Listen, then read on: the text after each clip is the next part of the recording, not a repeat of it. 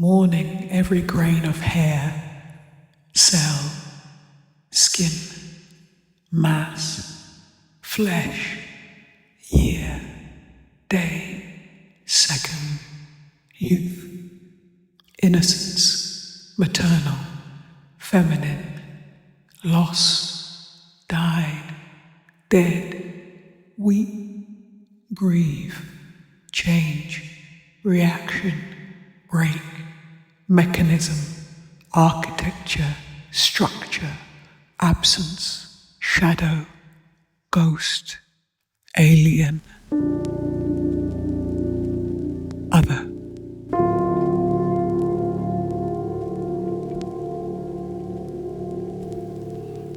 Yeah, going to the RTA was like my ticket to like greatness. I guess like I was coming from a place of really wanting to change my like life, elevate myself, and I guess the background and where I come from, I guess being working class, always being like disregarded in different ways and like being unseen. Like I always wanted to be an artist, but I thought, okay, if I'm going to be an artist, like I'm going to be the best at what I do. And then like it was the unfortunate events of like going in the wrong year, COVID happening, like all of these restrictions, getting breast cancer. I go by the artist name Blckgeezer. I'm 27 years old and I live in London. And we're here in my studio.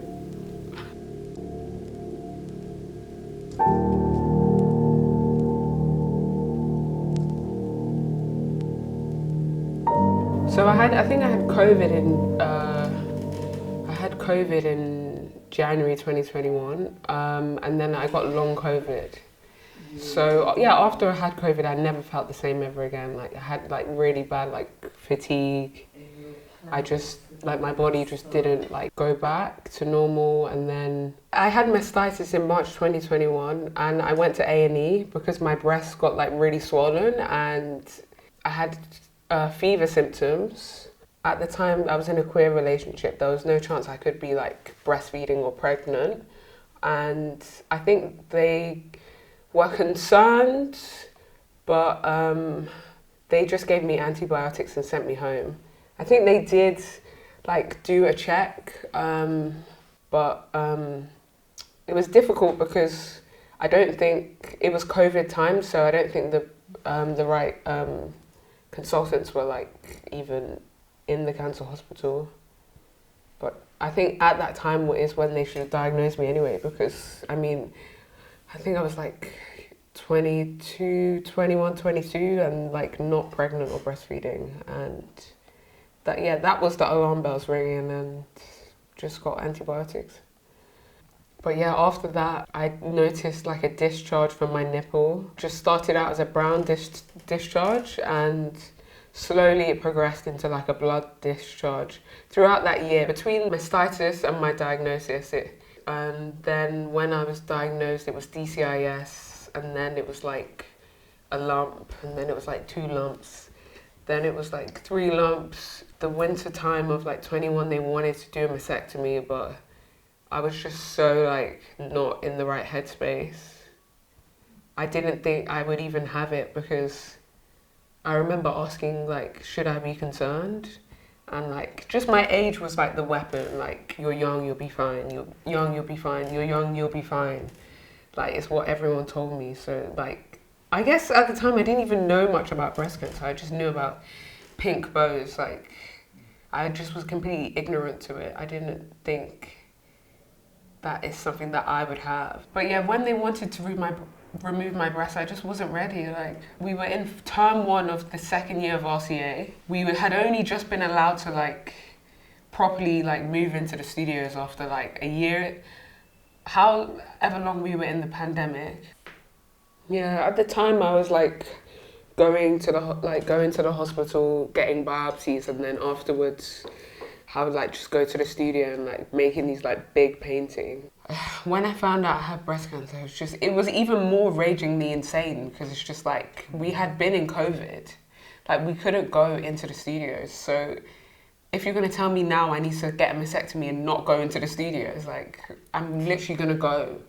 And it was just like the energy just became even more like, I'm gonna be there, big painting, fuck it, I had nothing to lose, like.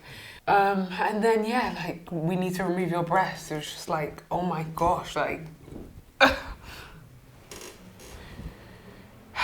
The mastectomy was delayed because I just like wasn't dealing with the news. Like I just couldn't, I couldn't deal with it because it was just too difficult. People just told me, you're young, you'll be fine. Like, so in a way, I just felt like I was gaslit into like being told I'll be fine, and then all of a sudden they're telling me that we need to remove your breast. It was just disorientating, and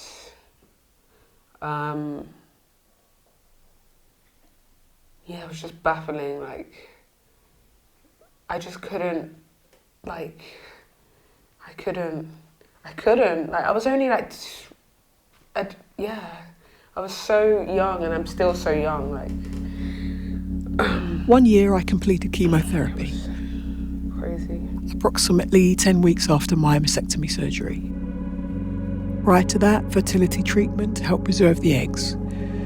Medication, 5 months overall. Epiporosarin, once every 3 weeks, 3 months. Second medication, cyclophosphamide every 2 weeks, 8 weeks overall. Blood tests before each treatment. Zoladex injection to put ovaries to sleep every month. Treatment at the hospital, 3 to 4 hours. Avoid alcohol, may affect the heart. Ultrasound will be done before appointment session. Pins and needles may occur.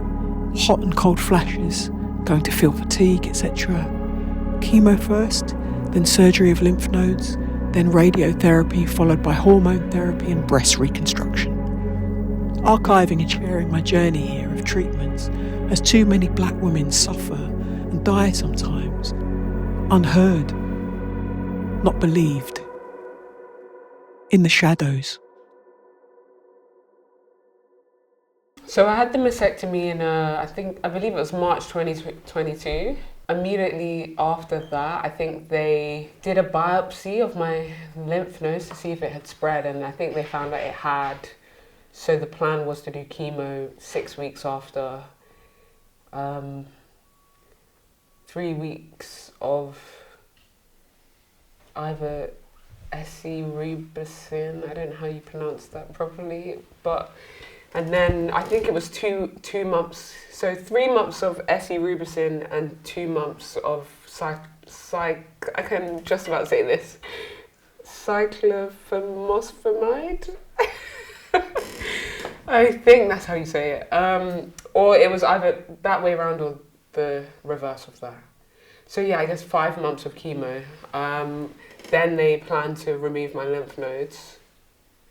And then I think that was the initial plan. So that was when I was in my second year of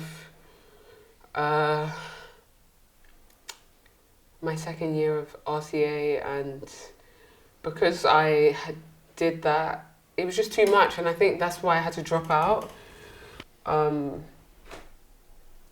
didn't get to graduate with the year of 22. Was it? Yeah, the year I was meant to graduate with the year of 22, which was just like I had to do chemo instead, and that was actually I've forgotten all of this. It was devastating actually, because I really connected with that year, and I had worked really hard actually. I had to miss out and watch everyone graduate without me, and that was soul destroying. I had to take the back seat.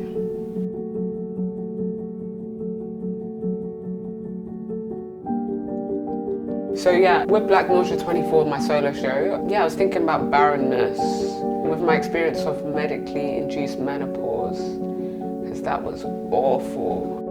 The whole fertility complex is embedded in the work with the Madonna and Child iconography.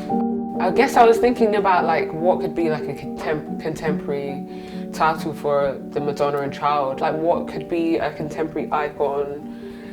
How do I fit into this? What about barren women or AFAB people. It's the absence of fertility and not being able to have children.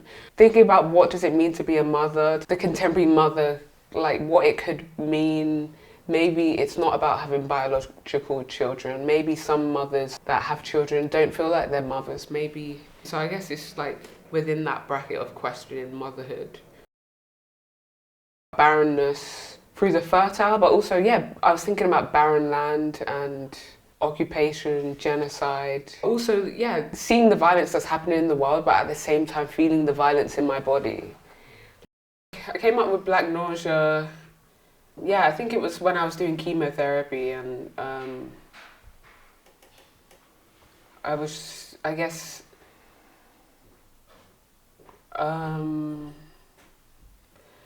yeah, I think I was still making work when it, and it was just a space for me to figure out the work, and like an umbrella term, I just need, like, because I was doing chemo, I just couldn't think.